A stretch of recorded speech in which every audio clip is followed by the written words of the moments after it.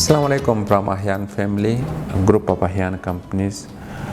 We wish this Eid Al-Fitr will bring a lot of happiness for you and your entire family. May this Eid bring the blessings of the entire humanity and we can walk on the way of peace and harmony. May this Eid ends up with joy and happiness to all our Muslim community and the entire world. Eid Al-Fitr Mubarak. Once again, the holy month finished. We prayed, we asked forgiveness, and now it's time of celebration, which is Eid. What does Eid mean to you? Eid for me is a day to share our happiness, love and laughter.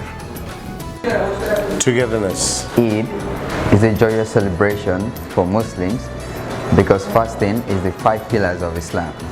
Eid is all about purity and love. Eid for me, it's about family and home. Eid is all about happiness. It's joy. Festival of breaking fast. More time for myself. Giving and caring. For me, Eid is shopping, shopping and shopping. Immense joy, peace and prosperity.